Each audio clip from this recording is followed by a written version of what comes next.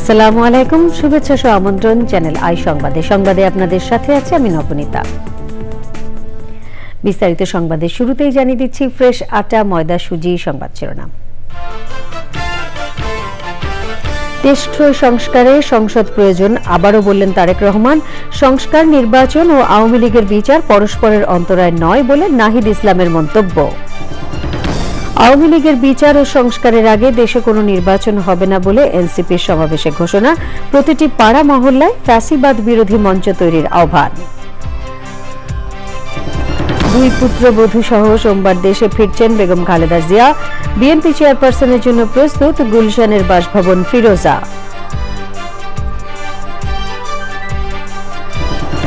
জাতিসংঘ উদ্যোগ নিলে করিডোর নিয়ে আগ্রহ দেখাবে বাংলাদেশ, জানালেন প্রেস সচিব।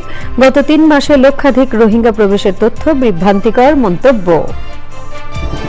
এবং পাদুকার ভৈরব ব্যান্ড তৈরিতে সরকারি পৃষ্ঠপোষকতার নীতি সহায়তার তাগিদ, প্রশিক্ষণ ও দীর্ঘমেয়াদী পরিকল্পনায় গুরুত্বারোপ।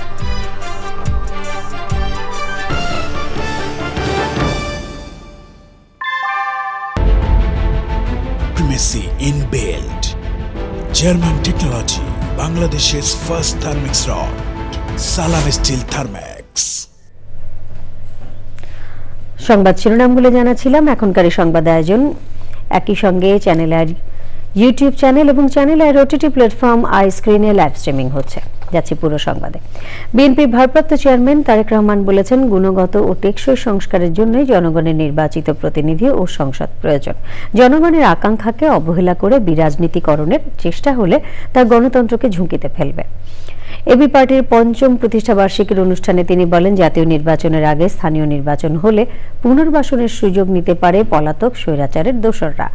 অনুষ্ঠানে এনসিপি আহ্বায়ক নাহিদ ইসলাম বলেন, সংস্কার, নির্বাচন ও আওয়ামী লীগের বিচার কোনোটাই কোনোটির অন্তরায় নয়।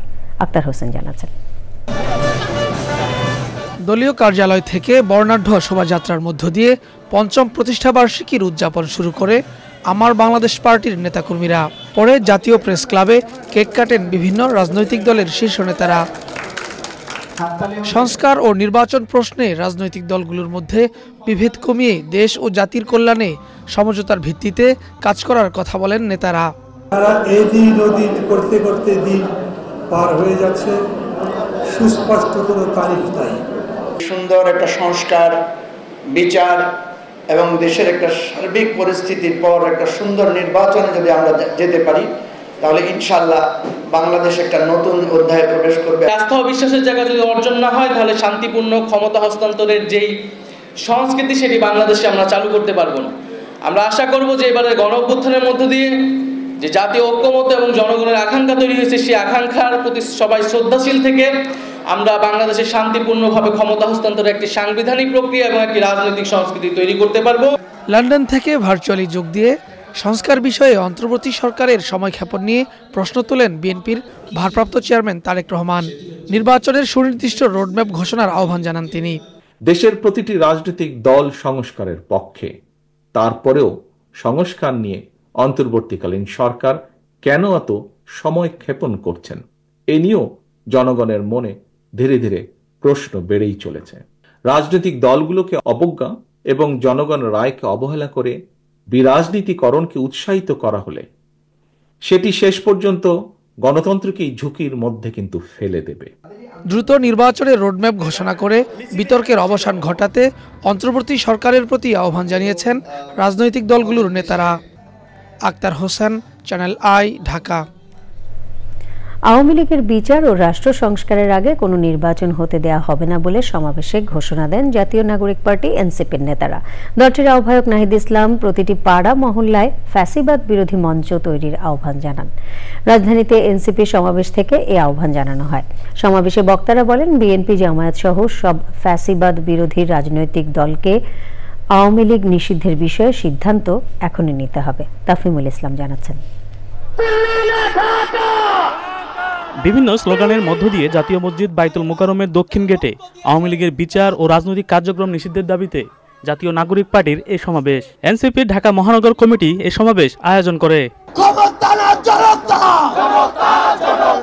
গত 16 বছরে আওয়ামী লীগের প্রতিটি অপরাধের বিচারের জন্য আন্তর্জাতিক মানসম্পন্ন ট্রাইব্যুনাল গঠন, আগামী নির্বাচনের আগে নিবন্ধন বাতিল, বিচার চলাকালে রাজনৈতিক কার্যক্রম নিষিদ্ধ এবং গত 3 নির্বাচনে সম্পৃক্তদের বিচারের পাশাপাশি নির্বাচনে অযোগ্য ঘোষণার দাবি জানানো হয় সমাবেশে। আওয়ামী লীগ নিষিদ্ধের বিষয়ে আবারও মাঠে নামতে হচ্ছে কেন, সমাবেশে প্রশ্ন রাখেন কেন্দ্রীয় নেতারা। আমরা যেভাবে জুলাই আগস্টে মাঠ ছেড়ে যাইনি, আমরা মৌলিক সংস্কার আদায় না করেও মাঠ থেকে চলে যাব না ইনশাআল্লাহ। যে আওয়ামী লীগকে এই দেশের ছাত্র জনতা ঐক্যবদ্ধভাবে 5ই আগস্ট তাড়িয়ে দিয়েছে, তাদের নিষিদ্ধের জন্য আবার কেন রাজপথে নামতে হবে? আওয়ামী লীগ নামদারি, মুজিববাদী নামদারি কোন শর্তে বাংলাদেশে বিরাজ করতে হবে না এবং দিবে না। আমরা কোনো দাবি করছি না, আমরা আমাদের সিদ্ধান্ত জানিয়ে দিচ্ছি, আওয়ামী লীগকে নিষিদ্ধ করতে হবে। অন্তর্বর্তী সরকারের কাছে এনসিপি সদস্য সচিব আক্তার হোসেনের প্রশ্ন, আওয়ামী লীগ নিষিদ্ধ করতে আইনগতভাবে বাধা কোথায়? একই সাথে বিচার ও সংস্কারের আগে কোনো নির্বাচন হতে দেওয়া হবে না বলেও হুঁশিয়ারি দেন তিনি। আওয়ামী লীগের বিরুদ্ধে সকলে মিলে রাজনৈতিক সিদ্ধান্ত গ্রহণ করতে হবে।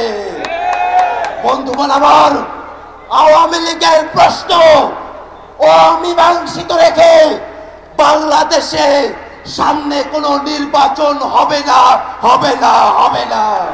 জুলাই অভ্যুত্থানের এতদিন পরেও আওয়ামী লীগ নিষিদ্ধ করতে না পারা সামগ্রিক ব্যর্থতা মন্তব্য করে এনসিপির আহ্বায়ক নাহিদ ইসলাম প্রতিটি পাড়া মহল্লায় ফ্যাসিবাদ বিরোধী মঞ্চ তৈরি করার আহ্বান জানান। দ্রুত সময়ের মধ্যে আওয়ামী লীগ নিষিদ্ধের জন্য আপনারা ফ্যাসিবাদ বিরোধী মঞ্চ তৈরি করুন। পাড়ায় পাড়ায়, মহল্লায় মহল্লায় আমরা জনতার আদালত তৈরি করব। যদি এই সরকার বিচার নিশ্চিত করতে ব্যর্থ হয়, তবে আমরা বসে থাকবো না। জনতার আদালতে আওয়ামী লীগ এবং ফ্যাসিজমের বিচার নিশ্চিত করা হবে। জুলাই ঘোষণাপত্রে আওয়ামী লীগ নিষিদ্ধের বিষয়টি উল্লেখ থাকার পাশাপাশি শহীদদের দায়িত্ব রাষ্ট্রকে নিতে হবে বলে দাবি করেন এনসিপি নেতারা। তাফিমুল ইসলাম, চ্যানেল আই, ঢাকা। 4 মাস পর লন্ডন থেকে দেশে ফিরছেন বিএনপি চেয়ারপারসন বেগম খালেদা জিয়া। 2 পুত্রবধূকে সঙ্গে নিয়ে সোমবার সকালে তার ঢাকায় ফেরার কথা রয়েছে। উন্নত চিকিৎসার জন্য গত 8 জানুয়ারি লন্ডন যান বেগম খালেদা জিয়া। 17 দিন লন্ডন ক্লিনিকে চিকিৎসার পর 25 জানুয়ারি ছেলে তারেক রহমানের বাসায় যান বিএনপি চেয়ারপারসন। বেগম খালেদা জিয়ার জন্য গুলশানে বিএনপি চেয়ারপারসনের বাসা প্রস্তুত করা হয়েছে। জাতিসংঘ উদ্যোগ নিলে রাখাইনে মানবিক করিডোর নিয়ে আগ্রহ দেখাবে বাংলাদেশ। শুক্রবার বিকেলে চট্টগ্রাম সার্কিট হাউসে সমসাময়িক বিষয়ে সাংবাদিকদের সাথে মতবিনিময়কালে প্রধান উপদেষ্টার প্রেস সচিব শফিকুল আলম কথা বলেন। মানবিক করিডোর নিয়ে আওয়ামী লীগের কথা বলার কোনো অধিকার নেই বলে মন্তব্য করেন তিনি। প্রেস সচিব আরও বলেন, নতুন করে 1,10,000 রোহিঙ্গা গত 3 মাসে প্রবেশের কথা গণমাধ্যমে বলা হলেও সেটি বিভ্রান্তিকর তথ্য। আমরা বলেছি যে হিউম্যানিটেরিয়ান করিডোরে আমরা ইচ্ছুক যদি ইউএন এটা মুভ নেয়, এই ধরনের কোনো হিউম্যানিটেরিয়ান করিডোর করার চিন্তা ভাবনা করে, যদি করে। আওয়ামী লীগ যে এটা কথা বলছে, এটা কোন মুখে ওরা কথা বলে? ঠিক না, ওরা ইভেন রোহিঙ্গা নাম নিতে ভয় পেত, ওরা FDMN দিয়েছে। রোহিঙ্গা যে একটা জনগোষ্ঠী আছে, মায়ানমাররা রোহিঙ্গা নাম নিতে পারত না, মায়ানমাররা বলতো যে ওরা বাঙালি। এখন পর্যন্ত বাংলাদেশ থেকে 15,000-এরও বেশি হজযাত্রী সৌদি আরবে পৌঁছেছেন। ভিসা জটিলতায় সরকারি ব্যবস্থাপনার কিছু হজযাত্রী এখনও সৌদি আরব যেতে পারেননি। ঢাকা হজ অফিস বলছে, ভিসা জটিলতা নিরসনে কাজ করছে সৌদি আরবে বাংলাদেশ হজ মিশন। চকর মালিথা জানাচ্ছেন।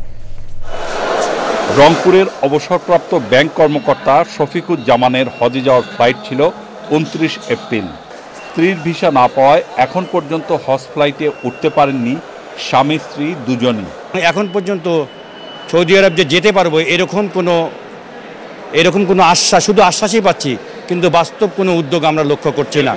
সরকারি ব্যবস্থাপনার হজযাত্রীদের ভিসা না হওয়ায় বিব্রত ঢাকা হজ অফিস। আমাদের যেটা বাকি ছিল এর মধ্যে আমরা ইতিমধ্যে 5টি ভিসা পেয়েছি, বাকি যে 13টি ভিসা রয়েছে আমরা কিছুক্ষণ আগে আমি সৌদি আরবে আমাদের কনসাল হজের সঙ্গে কথা বলেছি। এখন পর্যন্ত বেসরকারি হজযাত্রীদের হজযাত্রা নিয়ে কোনো অভিযোগ আসেনি, তারা যাচ্ছেন নির্বিঘ্নে। আমরা ভিসা প্রতিনিয়ত পাচ্ছি, আমরা আশা করছি এই সমস্যাও থাকবে না এবং নিবন্ধিত সকল হজযাত্রী এবছর সুন্দরভাবে হজ পালন করবেন ইনশাল্লাহ। বিমান Bangladesh airlines, Saudi Arabian airlines এবং নাস এয়ারের চেকিং এবং ইমিগ্রেশন এখন হচ্ছে আশকোনা হজ ক্যাম্পে, যে কারণে হজযাত্রীদের ভোগান্তি অন্যবারের তুলনায় কিছুটা কম। বলার মতো না, ভাষায় প্রকাশ করার মতো না। আমরা 3 ভাই বোন যাচ্ছি। জীবনে যা ভুল ভ্রান্তি করছি, বাকি জীবনে যেন যা দোয়া কবুল করবে আল্লাহ যেন কবুল করে, আল্লাহ যেন মাফ করে দেয়, আল্লাহ যেন জান্নাত দান করে। বাড়তি পাওয়া সৌদি আরব বংশের ইমিগ্রেশন এবার ঢাকার হজরত শাহজালাল আন্তর্জাতিক বিমানবন্দরে। বাংলাদেশ থেকে আল্লাহর এই মেহমানদের যাত্রা শুরু হয়েছে 29 এপ্রিল থেকে, চলবে 31 মে পর্যন্ত। পবিত্র হজ পালন শেষে হাজিরা ফিরতে শুরু করবেন 10 জুন থেকে। Chakor Malitha, channel I, Hajj camp, Dhaka. পাদুকায় ভৈরব ব্র্যান্ড তৈরিতে সরকারি পৃষ্ঠপোষকতা ও নীতি সহায়তা জরুরি বলছেন সংশ্লিষ্টরা। কিশোরগঞ্জের ভৈরবে পাদুকা শিল্পের শ্রম ও পরিবেশগত মান বিষয়ক মাল্টি স্টেক হোল্ডার কনসালটেশন শীর্ষক মতবিনিময় সভায় এই শিল্পের অগ্রযাত্রায় সব পক্ষের সচেতনতা ও কার্যকর উদ্যোগের পাশাপাশি শ্রমিকদের প্রশিক্ষণ ও দীর্ঘমেয়াদী পরিকল্পনায় গুরুত্ব আরোপ করেন বক্তারা। আব্দুল করিমের ভিডিও চিত্রে আরও জানাচ্ছেন আফরোজা হাসি। পাদুকা শিল্পে দেশের যেমন রয়েছে ঐতিহ্য, তেমনই রয়েছে উন্নত কাঁচামাল ও বিপুল সম্ভাবনা। পাদুকা রপ্তানি করে অর্জিত হচ্ছে বিপুল বৈদেশিক মুদ্রাও। তবে উন্নয়নের এই পথযাত্রায় আঞ্চলিক গণ্ডিতেই সীমাবদ্ধ কিশোরগঞ্জের ভৈরবের পাদুকা শিল্প। বিভিন্ন গবেষণা বলছে পাদুকা শিল্পে প্রসিদ্ধ এই অঞ্চলে রয়েছে ছোট বড় প্রায় 10,000-এর বেশি কারখানা। বিনিয়োগ রয়েছে গড়ে 300 কোটি টাকা। 10,000 নারীসহ কর্মসংস্থান হয়েছে প্রায় 2.5 লাখ মানুষের। তবে অব্যবস্থাপনা ও পৃষ্ঠপোষকতার অভাবে সংকটে এই অঞ্চলের পাদুকা শিল্প। এমন বাস্তবতায় সামাজিক, অর্থনৈতিক ও পরিবেশগত মান উন্নয়নে ভৈরবের পাদুকা শিল্পের শ্রম ও পরিবেশগত মান বিষয়ক মাল্টি স্টেক হোল্ডার কনসালটেশন শীর্ষক মতবিনিময় সভায় পাদুকা শিল্পের বিকাশে প্রতিবন্ধকতা ও সংকট উত্তরণে করণীয় বিষয়ে নানা পরামর্শ তুলে ধরেন বক্তারা। ভৈরবের পণ্যগুলা রপ্তানি হয়ে বাইরে, দেশের বাইরে আমরা রপ্তানি করতে পারি, বিদেশি মুদ্রা আমরা অর্জন করতে পারি, তখন আমরা গার্মেন্টস শিল্পের এবং সকল যে আইন কারণ আমরা মাইনা চলার মতন ব্যবস্থা থাকবে। Bangladesh has made remarkable progress in the labor in the global footwear market. Ensuring compliance in these areas is not just about meeting international standards. It's about protecting people, the planet, and the long-term sustainability of the industry. পাদুকা শিল্পে আমাদের এই যে শ্রমিকদের জন্য আইনের বাস্তবায়ন দরকার, তো এই শিল্পের শ্রমিকদের জন্য আসলে মাতৃত্বকালীন সুরক্ষাটা যেন 6 মাস করা হয়, সেই বিষয়ে সুনির্দিষ্ট প্রস্তাবনা এবং আমরা দাবি রাখতে চাই। আইডি কার্ডের কথা বলেছি, ডে কেয়ার সেন্টারের কথা বলছি, মেয়েদের আলাদা টয়লেটের কথা বলছি, তারপরে বেতন সমমজুরির কথা বলেছি। এই সব কয়টি দিতে হবে। নিয়ম কানুন আইন শৃঙ্খলার মধ্যে আসলেই পাদুকা শিল্প অনেক উন্নতি করবে। আমরা চাই যে এখানে একটি মডার্ন ট্রেনিং সেন্টার থাকবে, যার মাধ্যমে আমরা আমাদের যে শিল্পটাকে কুটির শিল্পের জায়গা থেকে বড় ইন্ডাস্ট্রিয়াল পর্যায়ে আমরা নিয়ে যেতে পারবো। শ্রম আইন ও আন্তর্জাতিক মানদণ্ডের যথাযথ বাস্তবায়নের মাধ্যমে টেকসই চামড়া খাত বিনির্মাণ সম্ভব বলেছেন প্রকৃতি ও জীবন ফাউন্ডেশনের চেয়ারম্যান বীর মুক্তিযোদ্ধা মুকিত মজুমদার বাবু। যেভাবে এই শিল্পটাকে ধরে রাখা উচিত ছিল, এগিয়ে নিয়ে যাওয়া উচিত ছিল, সেটা কিন্তু হয়নি। চামড়া প্রক্রিয়াকরণে বিভিন্ন রাসায়নিক, রং এবং অন্যান্য বিষাক্ত পদার্থ ব্যবহৃত হয়। বর্জ্য অব্যবস্থাপনার কারণে মানব স্বাস্থ্যের জন্য অত্যন্ত ক্ষতিকর এসব কেমিক্যাল প্রতিনিয়ত মিশে যাচ্ছে নদী, খাল ও জলাশয়ে। এতে সাধারণ মানুষের স্বাস্থ্য ঝুঁকি যেমন বাড়ছে, তেমনি জল জীববৈচিত্র্য সহ পরিবেশ ও প্রতিবেশের মারাত্মক ক্ষতি হচ্ছে। চামড়া শিল্পের ক্ষতিকর প্রভাব মোকাবিলায় গাছ লাগানোর একটি টেকসই ও কার্যকর পদক্ষেপ যেটা আমাদের নিতে হবে। এই শিল্পের উন্নতি করতে হলে শুধু মালিক পক্ষ তারাই না, যারা জড়িত এর সাথে তাদেরও কিন্তু এগিয়ে আসতে হবে। পাশাপাশি একটি জিনিস লাগবে, সেটা হলো সরকারের সদিচ্ছা। অনেক প্রতিবন্ধকতা আছে এই শিল্প চালাতে গিয়ে, সেই জায়গাগুলোকেও কিন্তু সরকারের সদিচ্ছার মাধ্যমে একটা সুফল আনতে হবে। Building a sustainable leather sector in Bangladesh প্রকল্পের আওতায় ইউরোপীয় ইউনিয়নের অর্থায়ন ও সলিডার সুইসের তত্ত্বাবধানে আয়োজনের সহযোগী প্রকৃতি ও জীবন ফাউন্ডেশন, সবুজের অভিযান ফাউন্ডেশন এবং ওশি ফাউন্ডেশন। আফরোজা হাসি, চ্যানেল আই।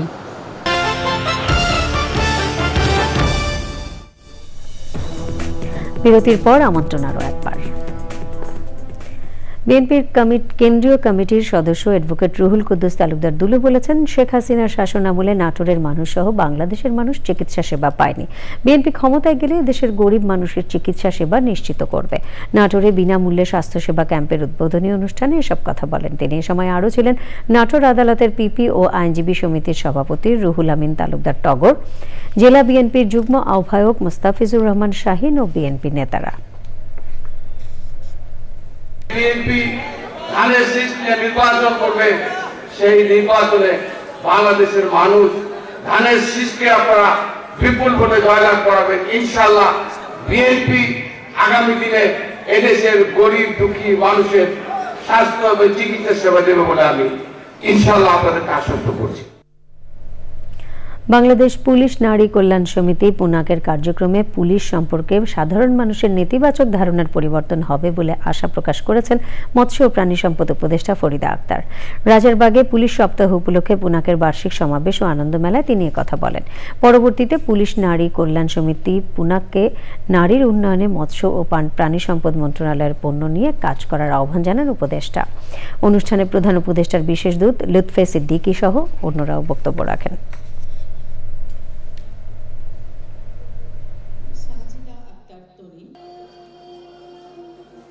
এত দক্ষ একটা প্রজন্ম আমাদের ইনশাল্লাহ আছে, এটা আমরা দেখছি। আরো কয়েকজন আসছে, আশিক চৌধুরী এবং আরো অনেকে বাড়ি থেকে চলে আসতেছেন।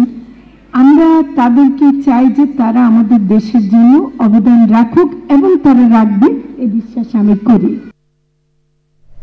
নিটুল টাটা, আন্তর্জাতিক সংবাদ।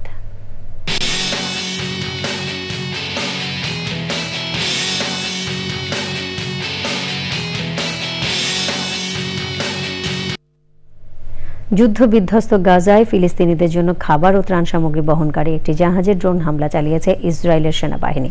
বৃহস্পতিবার গভীর রাতে দক্ষিণ ইউরোপের দেশ মাল্টার আন্তর্জাতিক সমুদ্র সীমায় এ হামলা করা হয়। ফিলিস্তিনিরা খাদ্য, ওষুধ এবং নিত্যপণ্যের অভাবে ধুঁকতে থাকায় এই ত্রাণ জোগাড় এবং পাঠানোর ব্যবস্থা করছিল আন্তর্জাতিক মানবিক সহায়তা প্রদানকারী NGO the freedom flotilla foundation FFF। এ বিষয়ে অ্যামনেস্টি ইন্টারন্যাশনাল বলেছে, খাদ্য ও ওষুধ অবরোধ এক ধরনের যুদ্ধাপরাধ। এছাড়া গাজায় 60 দিনের বেশি ত্রাণ সামগ্রী ঢোকার বিষয়ে অবরোধ করায় নিন্দা জানিয়েছে আয়ারল্যান্ড, অস্ট্রিয়া সহ অন্যান্য দেশ। এদিকে গাজায় ইসরায়েলি হামলায় 24 ঘন্টায় 43 ফিলিস্তিনি নিহত হয়েছে, আহত হয়েছে বেশ কয়েকজন।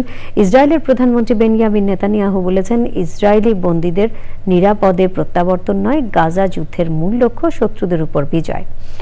গাজার স্বাস্থ্য মন্ত্রণালয়ের হিসেবে ইসরায়েলি হামলায় এখনো পর্যন্ত কমপক্ষে 52,418 ফিলিস্তিনি নিহত হয়েছে, তবে বেসরকারি হিসেবে এই সংখ্যা অনেক বেশি। আই স্ক্রিন সাংস্কৃতিক সংবাদ।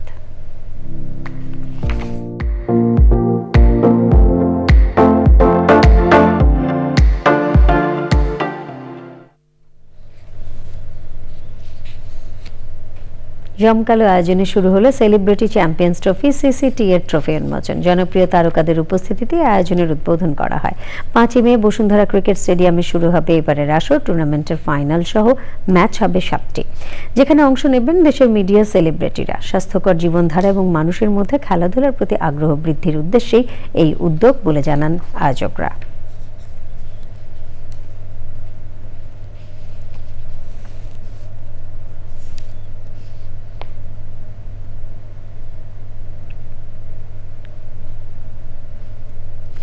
রংপুর আর্ট একাডেমির রজত জয়ন্তী উপলক্ষে গুণীজন সংবর্ধনা, পুরস্কার বিতরণ ও সাংস্কৃতিক অনুষ্ঠান হয়েছে। রংপুর শিল্পকলা একাডেমি মিলনায়তনে আয়োজনে প্রধান অতিথি ছিলেন রংপুর মহানগর বিএনপির সদস্য সচিব অ্যাডভোকেট মাহফুজুন নবী ডন। রংপুর আর্ট একাডেমির চেয়ারম্যান শহীদুল ইসলাম র্যাপিডের সভাপতিত্বে প্রধান আলোচক ছিলেন আর্ট একাডেমির উপদেষ্টা মণ্ডলীর সভাপতি মেরিনা লাভলি। বিশেষ অতিথির বক্তৃতা করেন রংপুর জেলা ফুটবল অ্যাসোসিয়েশনের সভাপতি মঞ্জুর আহমেদ আজাদ, বিশিষ্ট ব্যবসায়ী জয়নাল আবেদিন। শিল্পকলা, সাংবাদিকতা, সংস্কৃতি এবং সমাজসেবা সহ 10টি ক্যাটাগরিতে গুণীজন সম্মাননা দেওয়া হয়। ছিল আর্ট একাডেমির শিল্পীদের পরিবেশনায় মনোজ্ঞ সাংস্কৃতিক অনুষ্ঠান। এবারে কৃষি সংবাদ।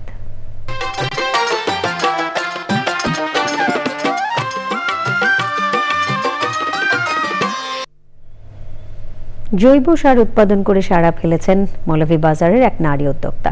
প্রাকৃতিক উপকরণ ব্যবহারের মাধ্যমে জৈব সার উৎপাদন করে পরিবারের সচ্ছলতা এনেছেন তিনি। পাশাপাশি এই সার এলাকার কৃষকের চাহিদাও পূরণ করছে।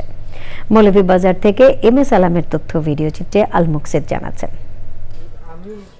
মৌলভীবাজারের বড়লেখা উপজেলার রতুলি গ্রামের সালেহা বেগম কৃষি বিভাগ থেকে প্রশিক্ষণ নিয়ে শুরু করেন জৈব সার উৎপাদন। 2 বছরের মধ্যেই ট্রাইকো কম্পোস্ট ও ডার্মি কম্পোস্ট উৎপাদনের পর আর পেছনে ফিরে তাকাতে হয়নি তাকে। জৈব সার কি জিনিস আমরা তো চিনছি না, পরে তো আমরা সারেনিয়া ট্রেনিং দেওয়ার পরে আমরা জৈব সার কি জিনিস আমরা শিখছি।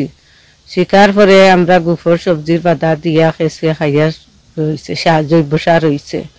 হওয়ার পরে যে আমরা 20 জন আসলাম, 20 জনে আমরা এখানে হয়েছি। হওয়ার পরে এর সাথে আমরা বানানি আরম্ভ করছি, সার বানানি। গোবর, মাছ তরকারির বাদা, শাকসবজির বাদা, কলা গাছ ফেনা ওগুলা গর্ত দিয়া ফুসাইয়া বাদে রিঙ্গ দেই খেসুয়া খাইয়া সার হয়। সার উৎপাদন করিয়া যা কি সার বা করিয়া তাও বেচিয়া নিজের হাত খরচ চালাইয়া এক্সট্রা বাচ্চাদের লেখাপড়ার খরচ আছে তারারও খরচ দিয়ার। আমরা লাল সার, খালা সার আগে ব্যবহার করতাম, এখন আমরা এটা ব্যবহার করি না, আমরা নিজে তৈরি করি এখন জৈব সার। আমরা জৈব সার ব্যবহার করিয়া দেখি ফসলও ভালো, খাইতেও ভালো, স্বাদ লাগে, মজাও লাগে। কৃষি বিভাগের সহযোগিতায় অনেকেই এই জৈব সার উৎপাদন করে স্বাবলম্বী হয়েছেন।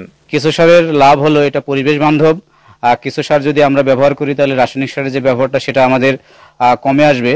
প্রতিটি ফ্যামিলি থেকে প্রায় 1 বছরে 1 টনের অধিক কিছু সার উৎপাদন হয়ে থাকে। এর মাধ্যমে এই কিছু সারটা ওই কৃষক ভাইরা যারা আছেন তারা নিজেদের জমিতে ব্যবহার করেন, আর অতিরিক্ত যে কিছু সার বা জৈব সারটা থাকে তারা এটা অন্যান্য কৃষকের কাছে বিক্রি করে আর্থিকভাবে লাভবান হচ্ছেন। জৈব সার উৎপাদন গ্রামীণ নারীদের আর্থিক সচ্ছলতার পথ খুলে দিয়েছে বলছেন সংশ্লিষ্টরা। আল মুকসিদ, চ্যানেল আই। এখন দেখবেন প্রকৃতি সংবাদ।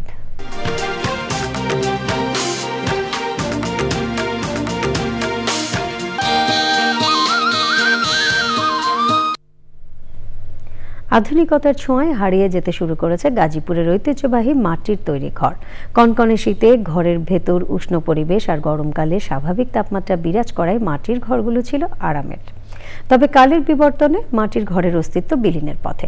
মাটির বদলে গড়ে উঠছে ইট পাথরে নির্মিত দালান। গাজীপুর থেকে মাসুদ পারভেজের ভিডিও চিত্রে আফরোজা হাসি জানাচ্ছেন। উপকরণ সহজলভ্যতা আর কম খরচের কারণে মাটির ঘর নির্মাণে আগ্রহী ছিল মানুষ। এঁটেল বা আঠালো মাটি দিয়ে নির্মিত 12 থেকে 15 ফুট উঁচু দেয়ালের ওপর বসানো হতো কাঠ বা বাঁশের সিলিং। তার উপর দেওয়া হতো খড় অথবা টিনের ছাউনি। শুধু একতলাই নয়, মাটি দিয়ে তৈরি করা হতো দোতলা বাড়িও। একসময় গাজীপুরের কালিয়াকৈর, কালীগঞ্জ, কাপাসিয়া, শ্রীপুর ও সদর উপজেলার বিভিন্ন অঞ্চলে দেখা যেত মাটির ঘর। শীতের দিনে ঘরটা থাকে গরম, আর গরমের দিনে থাকে ঠান্ডা। যারা নতুন বাড়ি তৈরি করে তাদের মাটির ঘর তৈরি করে না তেমন একটা, যার কারণে আমাদের গাজীপুরে তেমন মাটির ঘর আস্তে আস্তে বিলীন হয়ে যাচ্ছে। মাটির ঘর বানানোর অনেক খরচ পড়ে, কারিগর নাই, তারপরে লেপতে ধুইতে পুষতে মানুষের কষ্ট হয়, মাটি পাওয়া যায় না। শীত কিংবা গরম সব মৌসুমেই আরামদায়ক এই মাটির ঘর সময়ের পরিক্রমায় এখন বিলুপ্ত প্রায়। মাটির ঘর যদি আমরা আবার সংরক্ষণ করতে পারি তাহলে আমাদের এই যে তাপ দাহ বা এই যে হিট ওয়েভ, এটা থেকে আমরা রক্ষা পাইতাম। গ্রামীণ সংস্কৃতি ও ঐতিহ্য ধরে রাখতে গরিবের এসি খ্যাত মাটির ঘর সংরক্ষণের তাগিদ সংশ্লিষ্টদের। আফরোজা হাসি, প্রকৃতি ও জীবন desk, channel I. Dhaka bank PLC বাণিজ্য সংবাদ।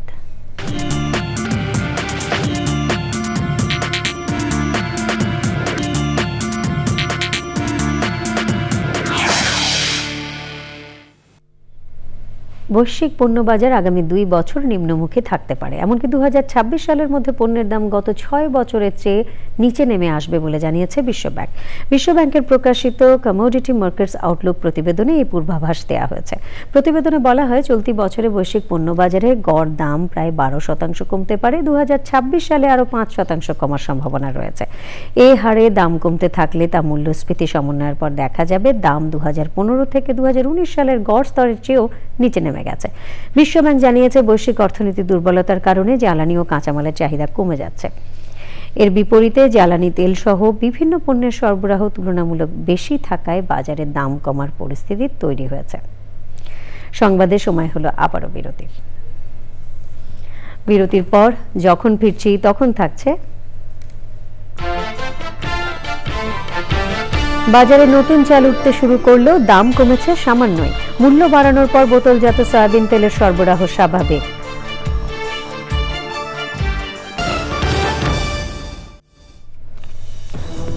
আপনারা দেখছেন চ্যানেল আই সংবাদ। বাজারে নতুন চাল উঠতে শুরু করলেও দাম কমেছে সামান্যই। ব্যবসায়ীরা বলছেন, কয়েকদিনের মধ্যে চালের দাম আরও কমতে পারে। দাম বাড়ানোর পর বোতলজাত সয়াবিন তেলের সরবরাহ স্বাভাবিক আছে। শাকসবজির দাম এখনও নাগালের মধ্যে থাকলেও বেড়েছে ডিম ও মুরগির দাম। পরাগ আসিম জানাচ্ছেন। নতুন চাল আসতে শুরু করেছে বাজারে, তবে পুরোদমে না আসায় এখনো দাম আশানুরূপ কমেনি। নতুন চাল মিনিকেট 75-80, আটের চাল 60 টাকা 62 টাকা, তারপরে নাদির চাল আছে আপনার 75 টাকা 80 টাকা। ব্যবসায়ীরা বলছেন, এবার ধানের ফলন বেশি হওয়ায় কয়েকদিনের মধ্যে চালের দাম কমতে পারে। ফুল সিজন আসলে আমাদের আশাবাদী কমসে কম 5 টাকা কেজিতে কমার কথা। সব চাইলে যেটা 60 টাকা বিচ্ছি, এটা 55 আসার কথা। হয়তো 1 টাকা বেশি হইতে পারে, 1 টাকা কম হইতে পারে, এটা আমার একটা আশাবাদী আর কি। লিটারে 14 টাকা বাড়ানোর পর বাজারে বোতলজাত সয়াবিন তেলের সরবরাহ স্বাভাবিক। তেলের এখন কোনো ক্রাইসিস নাই, এখন আমরা পাইতেছি, কাস্টমারও আমরা দিতে পারতেছি পুরোপুরি। ডাল, চিনি, আদা, রসুনের দাম স্থিতিশীল, তবে পেঁয়াজ বিক্রি হচ্ছে 60 টাকা কেজি দরে। তো জিনিস পণ্য আগে থেকে কমে আসছে, আর কিছু আগের মতো অবস্থানে আছে। শুধু পেঁয়াজটা একটু বাড়ছে, ওই জায়গায় আছে। না অস্বাভাবিক কিছু না, পেঁয়াজ আগের তুলনায় ভালো, কোনো ইয়া নাই, একবারে পরিপূর্ণ পেঁয়াজ আসছে। সবগুলো আইটেমে ঠিক আছে, পেঁয়াজের দামটা একটু ঊর্ধ্বগতি আর কি বর্তমানে, আগের চেয়ে একটু বেশি আছে। আগে যেমন রমজানে আমরা 40-35 টাকা এরকম, এখন 60 টাকা। গত সপ্তাহের তুলনায় বাজারে সোনালী মুরগির দাম কেজিতে বেড়েছে 30 থেকে 40 টাকা। গত সপ্তাহে ছিল 280-70 দাম বেড়ে গেছে এই সপ্তাহে, কারণটা তো আমদানি কম। ডিমের দাম প্রতি ডজনে 10 টাকা বেড়ে হয়েছে 130 টাকা। প্রায় সব ধরনের সবজির দাম 60 থেকে 70 টাকা কেজি, তবে পেঁপে, সজনে ও কাঁকরোলের দাম বেশি। পরাগ আজিম, চ্যানেল আই, ঢাকা। পূবালী ব্যাংকের সহযোগিতায় নতুন প্রজন্মের বিজ্ঞান মনস্ক চেতনাকে আরও সমৃদ্ধ করার প্রত্যয় নটরডেম বার্ষিক বিজ্ঞান মেলা 2024 ও 34তম সাধারণ জ্ঞান প্রতিযোগিতা হয়েছে। অনুষ্ঠানে প্রধান অতিথি পূবালী ব্যাংকের ব্যবস্থাপনা পরিচালক ও সিইও মোহাম্মদ আলী বিজ্ঞান মেলার উদ্বোধন করেন। কলেজের অধ্যক্ষ ফাদার হেমন্ত পিউস রোজারিও সিএসসির সভাপতিত্বে আরও ছিলেন পূবালী ব্যাংকের উপব্যবস্থাপনা পরিচালক মোহাম্মদ শাহনওয়াজ খান ও প্রধান কার্যালয়ের মহাব্যবস্থাপক মোহাম্মদ ফয়জুল হক শরীফ এবং নটরডেম বিজ্ঞান ক্লাবের মডারেটর ভিনসেন্ট তিতাস রোজারিও। এ সময় কলেজ প্রাঙ্গণে পূবালী ব্যাংকের বুথ উদ্বোধন করা হয়। গুচ্ছ পদ্ধতিতে 19টি সরকারি বিশ্ববিদ্যালয়ে স্নাতক প্রথম বর্ষের সমন্বিত ভর্তি পরীক্ষা শুরু হয়েছে সারা দেশে। এর অংশ হিসেবে রবীন্দ্র বিশ্ববিদ্যালয়ের তত্ত্বাবধানে সিরাজগঞ্জের শাহজাদপুরে ভর্তি পরীক্ষা হয়েছে।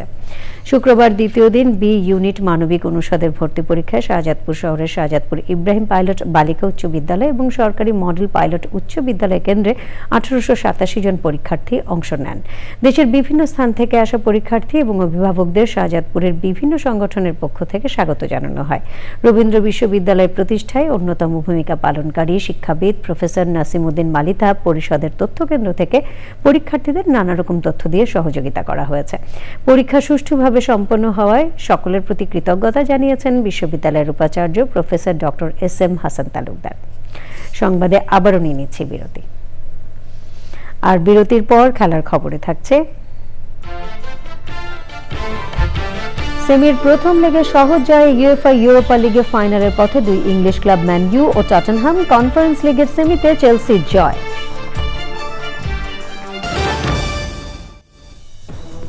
বিরতির পর আপনাদের সাথে আছি চ্যানেল আই সংবাদ নিয়ে।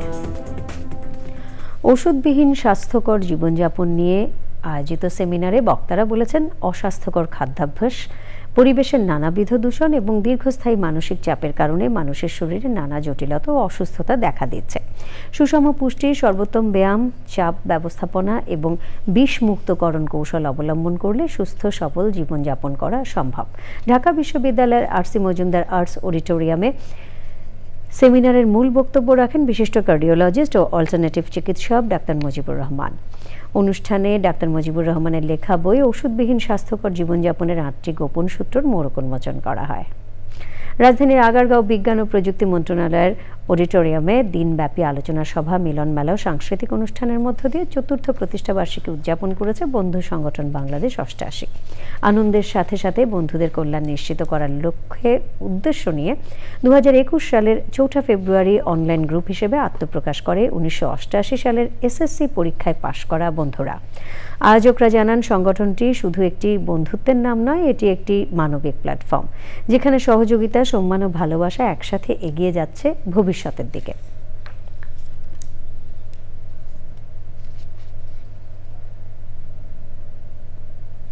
তত্ত্বাবধায়ক সরকারের সাবেক উপদেষ্টা ডক্টর ইফতেখার আহমেদ চৌধুরী বলেছেন, লেখকের রান্না কৌশল ও সাহিত্যিক প্রতিভা সবাইকে মুগ্ধ করে।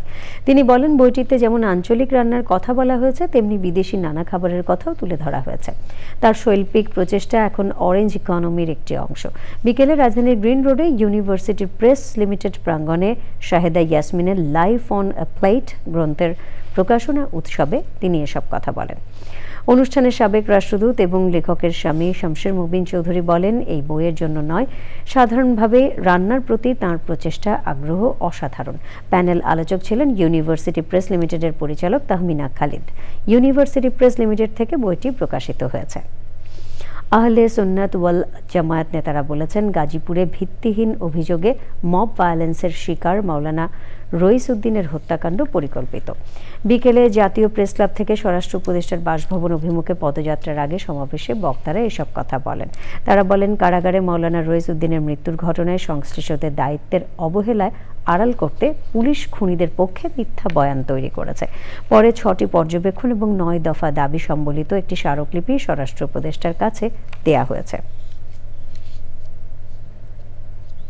দেশে নবায়নযোগ্য শক্তির ভবিষ্যৎ গড়তে নীতিমালা সংস্কারের দাবিতে ময়মনসিংহে মানববন্ধন হয়েছে।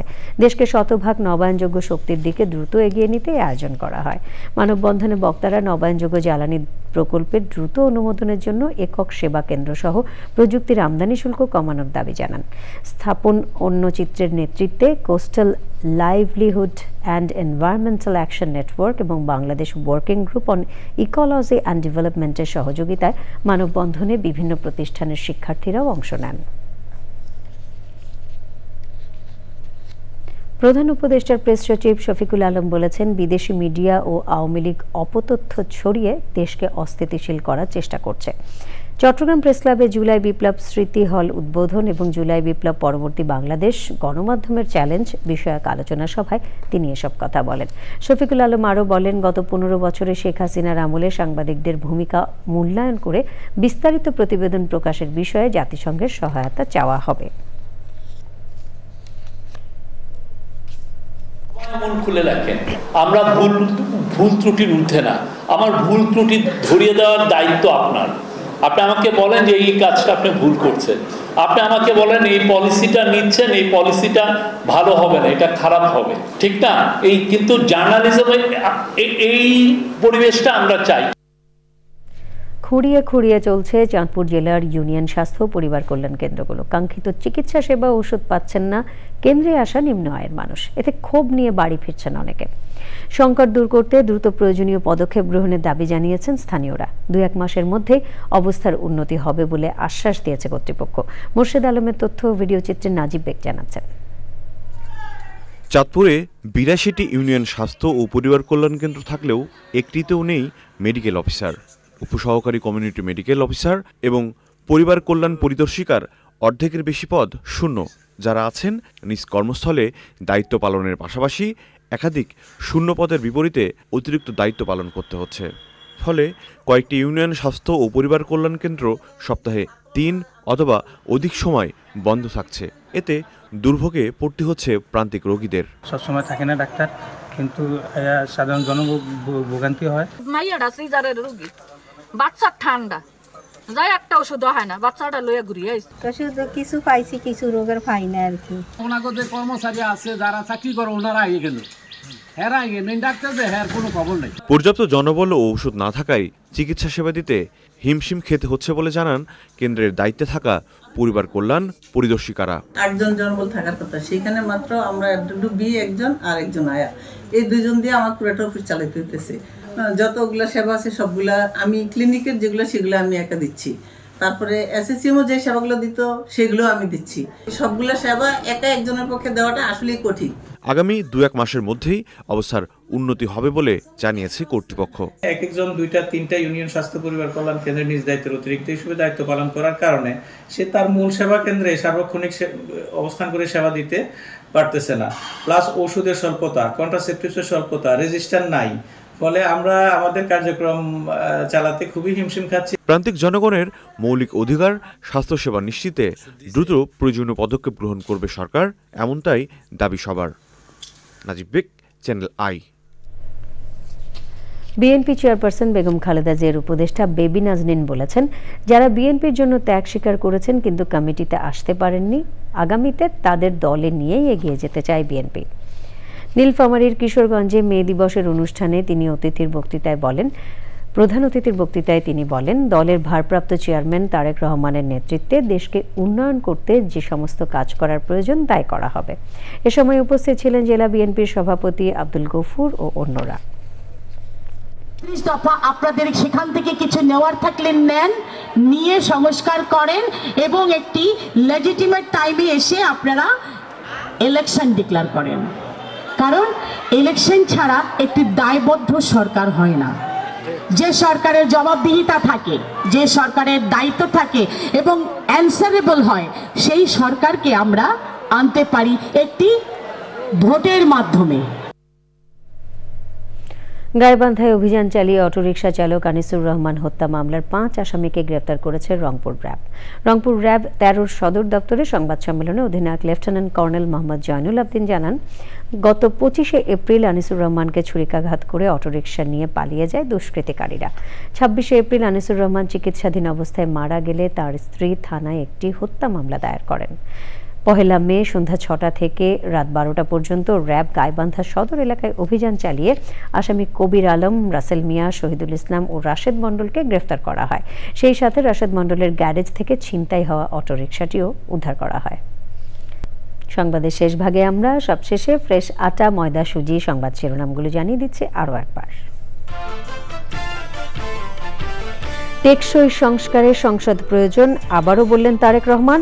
সংস্কার, নির্বাচন ও আওয়ামী লীগের বিচার পরস্পরের অন্তরায় নয় বলে নাহিদ ইসলামের মন্তব্য। আওয়ামী লীগের বিচার ও সংস্কারের আগে দেশে কোনো নির্বাচন হবে না বলে এনসিপির সমাবেশে ঘোষণা।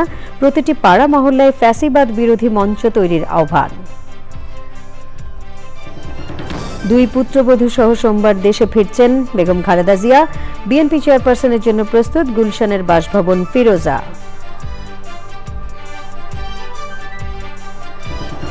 জাতিসংঘ উদ্যোগ নিলে করিডোর নিয়ে আগ্রহ দেখাবে বাংলাদেশ, জানালেন প্রেস সচিব। গত 3 মাসে লক্ষাধিক রোহিঙ্গা প্রবেশের তথ্য বিভ্রান্তিকর মন্তব্য। এবং পাদুকার ভৈরব ব্র্যান্ড তৈরিতে সরকারি পৃষ্ঠপোষকতা, নীতি সহায়তার তাগিদ, প্রশিক্ষণ ও দীর্ঘমেয়াদী পরিকল্পনায় গুরুত্বারোপ।